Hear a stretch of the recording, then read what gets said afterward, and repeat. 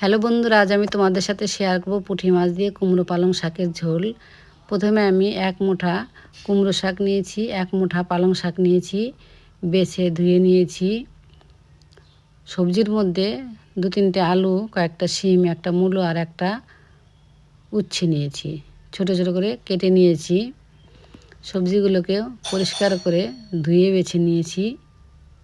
এরপরে আমি মাছটাকেও কেটে নিয়েছি, পরিষ্কার করে ধুয়ে নিয়েছি।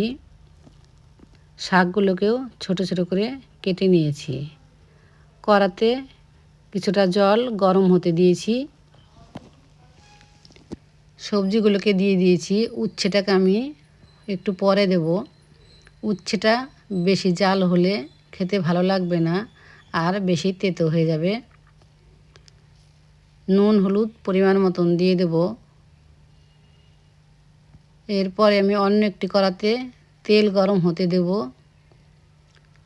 আর সবজিগুলোর মধ্যে উচ্ছেটাকেও দিয়ে দেব। শাকগুলোকে দিয়ে দিয়ে বেশ কিছুটা কাঁচা লঙ্কা চিরা দিয়ে দেব।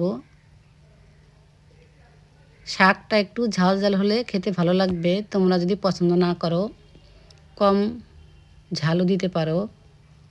এরপরে আমি কড়াতে পুঁটি মাছগুলোকে বেশ কিছুক্ষণ টাইম নিয়ে উল্টে পাল্টে ভেজে নেব। ভাজা হয়ে গেলে তুলে নেব।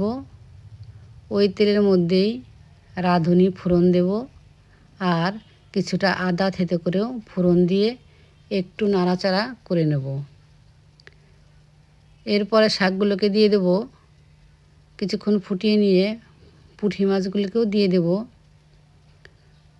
বেশ কিছুটা ধনেপাতা কুচি দিয়ে নেড়ে চেড়ে নামিয়ে নেব। তাহলেই রেডি আমার দারুণ স্বাদের পুঁটি মাছে কুমড়ো পালং শাকের ঝোল। এরকম একটা রেসিপি থাকলে গরম ভাতে আর কিচ্ছু লাগবে না। এটা আমি গ্যারান্টি দিয়ে বলতে পারি, একটা রেসিপিতেই বাজিমাত। তোমরা সবাই ট্রাই করবে আর আমাকে জানাবে কেমন লাগলো। আজ এখানেই শেষ করছি। টাটা।